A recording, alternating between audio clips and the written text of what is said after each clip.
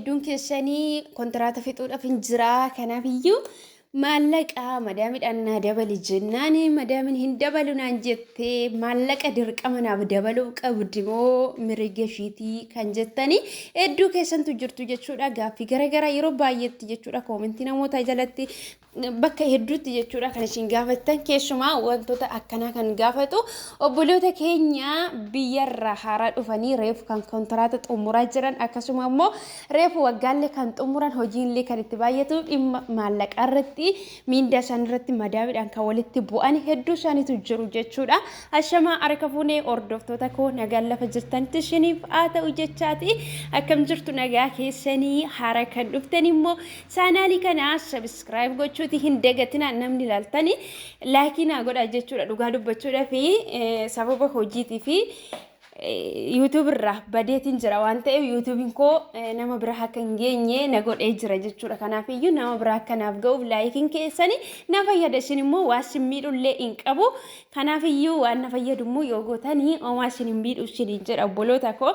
Egaa gara yaada qabadhee dhufeetti yeroon darbu obboloonni hedduun keessanii madaamiin koo maallaqa gaafa dhaqee to'ii kontiraanni koo xumurame naaf dabaluu dirqama moo mirgadha. Madaamii koo gaafannaani madaamiin koo siif hin dabalu naan jettee garuu iddoon naaf ta'ee jira. Garuu immoo itti dabaleetiyyuu immoo hojjechuutii barbaada. Yookiin immoo yoo ishiin naaf hin daballe ta'ee mana qayyarachidhee hojjechuutiin barbaada. Maallaaf wayyaa kan jettanii hedduu keessantu jirtu jechuudha. Kanaafiyyuu yaada kanarratti dubbachuudhaaf dhufeetiin jira isiniin jedha obboloota koo anaaf akkanaaf galetti yookiis immoo ofii kiyyaaf akka itti fayyadamaa jirutti jechuudha.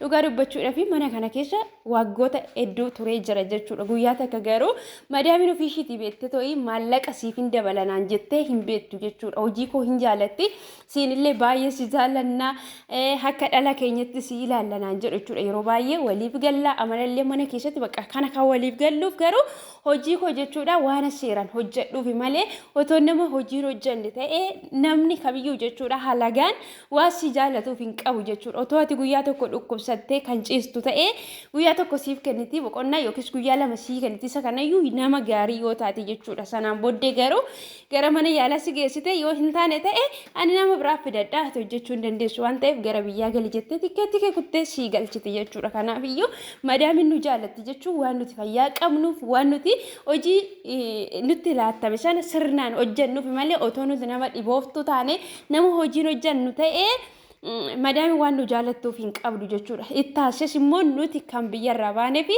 maallaqa barbaachaaf malee maatii keenya jibbinee yookiis immoo biyya keenya keessatti jireenya jiraannu kana dhiisnee ba'uun keenya bakka of jijjiirraa akka bakka kaleessa sanatti hin jiraannu ofii koo jijjiiree nama biraafillee bu'aa buusuu yoo danda'e jennee umurii qabnurraa jechuudha. Umurii keenya kan nuti maallaqatti jijjiiraa jirru dafqa keenya dhiiga keenya dhugaa dubbachuudhaaf jechuudha. Keessuma shamarran jechuun aarsaa guddaa kennitee biyya Arabaa keessa hojjetteeti. Kan ishiin maallaqa fiddu jechuudha. Harmootiin keenya jechuudha.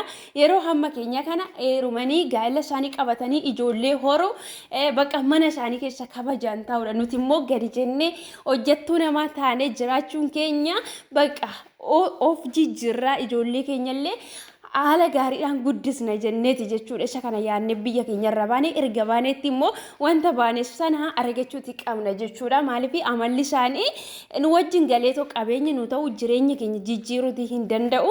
Kanaaf amalli isaanii gaarummaa isaanii akkuma jirutti ta'ee mirga keenya fi dirqama keenya gargar baasnee beekuuti qabna jechuudha.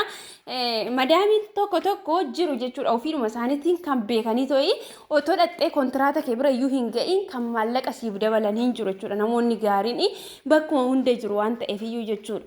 Kanaafiyyuu otoo kontiraanni kee hin ga'iin waggaa tokkoffaa bira turtee maallaqa kasii dabaltu kennaa garaagaraa kasii bittu hin jirti. Ishiin kun fedhii ishiitiin jechuudha. Inni kun fedha isaaniiti dirqama hin qabani. Garuuti gaafa dhattee waggaa lama xumurtee kontraata kee gaafa xumurtee waraqaa si hojjechuudhaaf ka'anii hin dabalattamoo hin hojjettamoo hin galtaa siin jedhu. Isa kanas madaamota tokko jedha malee madaamonni tokko siin gaafatan jechuudha. Kan koo fakkeenyaaf galuun barbaada maatii yaadu yoo ta'e jechuudha. Maallaqa akkanaaf dabalanan barbaada yoo ta'e barana maallaqa isa kanaan hin hojjedhu maallaqa naaf dabalaadha. Barana galee maatii koo ilaallachuu yookiis immoo galuutiin barbaada jedhee wanta ofii kiyyaa keessi koo barbaadu sanitti malee fedhii koo nan gaafattu jechuudha. Madaamonni fedhii nama gaafatan hin jiran jechuu miti. Kan fedhii nama gaafatan akkuma jirani kan fedhii keessin gaafanne bakka callistee hojiidhuma isaanii bicha akka hojjettu waraqaa si hojjisiisu kan barbaadan hin jiru jechuudha. Kanaaf iyyuu obboloonni jechuudha waggaan lamaan keessan kontiraanni keessan gaafa dhume waraqaa isiniif hojjisiisuudhaaf kaan maallaqa naaf dabalaa jedhan jechuudha. Maallaqa isiniif hin dabala yoo ta'e garuu gara biiroo deemtanii bakka mirga qabdu waan ta'eef iyyuu gara biraatti galuutii dandeessu jechuudha. Kana isiniin jedhu immoo namoota kontraata keessa waggaa lama xumurtanii kasiniif hin dabalan isarra immoo mana tokkicha keessa immoo waggaa dheeraadhaaf turtanii maallaqa bareeda immoo kasiniif kaffalan gara biirootti hin deebinaa jechuudha. Maaliif biiroo maallaqa fakkeenya fi waggaadha isiniif dabalaa yeroo deemanii mana isin keessa jiraattan keessatti gaafa biirootti deebitan akka sanatti jechuudha gatii guddaa sanaan namni isin fudhachuu dhiisuutii danda'a jechuudha. Maaliif mana keessa turtan keessatti waggaadhaanii waan isiniif dabalaatti deemanii fi birriin keessan guddaa ta'a jechuudha. Kanaaf iyyuu iddoon sanatti hamala keessan tolfadhaatoo ta'a garuu immoo warri haaran jechuudha reefu jechuudha waggaa lamaan keessan xumurtanii maallaqni kasiniif hin daballe madaamin kasin didde garuu waliif kan galtan immoo kaleessa jechuudha waaqayyo uumaa keessantu isin gargaare waan ta'eef iyyuu sodaattanii mana jijjiirrachuu maallaqa xiqqoodha kan biyya keessatti gatii isiniif hin baafne hin taayinaadhaa jijjiirradhaa isiniin jedha waaqayyo keessaniin garuu dursa akkuma amantaa keessanitti irratti kadhadhaa isiniin jedha obboloota kooyi. Kanaaf iyyuu madaamin maallaqa itti dabalee jechuudha kontiraanni kee erga dhume dabalee sin hojjisiisu yoo jette mirga ishiiti malee dirqama ishii miti jechuudha. Namni giddiidhani waggaa lama kontiraata ishii sibira hojjetteerti waan ta'eef iyyuu itti dabaltee to'i hojjisiifachuu qabda namni ishiidhan jedhu hin jiru jechuudha. Kanaaf ati immoo naaf dabali jettee yoo didde jijjiirrachuuti dandeessa. Madaamin tokko immoo yeroo baay'ee nama yeroo naa dabalaa jedheeni si hin daballu hin dandeenyu kanarra naan jedhu sana booddee bakka nan deeman jedhaan ani nan jijjiirradha hin jedhu nan gala bakka gara biyyaa gala maallaqa amma kanaatiin hojjechuun barbaadu Itoophiyaa keessatti homaayyuu naa fuudhu birriin asii gaafa Itoophiyaatti jijjiirrame birriin Itoophiyaa homaa naa fidaan jiru waan ta'eef bu'aa buusaan jiru. Kanaaf galeeta suuqii fa'aa hojjedha waan bakka birrii qaban jedhaan ani beektanii yeroo baay'ee dhugaa rabbii jechuudha. Buukiyyuu baradhee hin qabu garuutti biyyatti maallaqa ergadhee hin jiru yeroon bakka isaan ingizeen waan ta'etti dubbadhu bakka maallaqa qaba waan ta'eef anan qabuyyuu nagaa galeen biyya kootitti hojii hojjedha bakka hin jedhan. Sana booddee bakka wal mari'annee sitti himnadhu sana booddee naa dabalu jechuudha.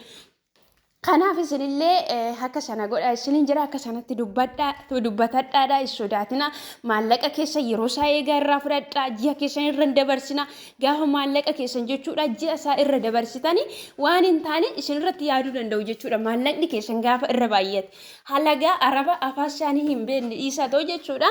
Firumti kee jechuudha maallaqni gaafa dhaqee irra baay'ate maallaqa irra godhatte namni nama waan ta'eef maaliif maallaqni idda cubbuuti jechuudha. Waaqayyo irraa nama siiksa waan ta'eef namallee jijjiiruutii danda'a waan ta'eef iyyuu namallee akka hin dhabnetti lubbuu keenya bakka jireenyuma keenya irratti iyyuu dhiibbaa fiduu akka hin dandeenyetti maallaqa keessan irratti of eeggannoo godhaa. Maallaqa keessan biran tursina hin dhabnellee yoo jedhan ji'a lama bira akka hin tursine isin jira. Keessumaa namoonni maallaqa jechuudha ji'aan miindaa guddaadhaan kan teessan kan baay'ee bira turtanii birriin keessan irratti cimfame taanan waan bira isinitti fidee dhufa waan ta'eef namoonni hedduun yeroo galuu geessu bakka tokkotti siiganidha jedhanii yeroo ijoolleen galuudhaaf ka'anii ji'a takka yookiis immoo torbeen lamatti gaafa galu fooqirraa gad darbatu jechuudha. Isa kana harkaan ofirratti taasisuudha waan ta'eef iyyuu of eeggannoo taasisaa isiniin jira obboloota koo viidiyoo isinitti dheeresseen jira. Dhiifama isiniin jecha viidiyoo biraatti nama deemnee walitti dhufdutti nagaannaa tura dogoggorri yoo jiraate dhiifama jecha yaada qabdan immoo koomentii jala godhaa. Viidiyoo kana immoo sheer gochuutii laayik gochuutii hin dagatinaa isiniin jedha maatillee kan hin taane maatii ta'a.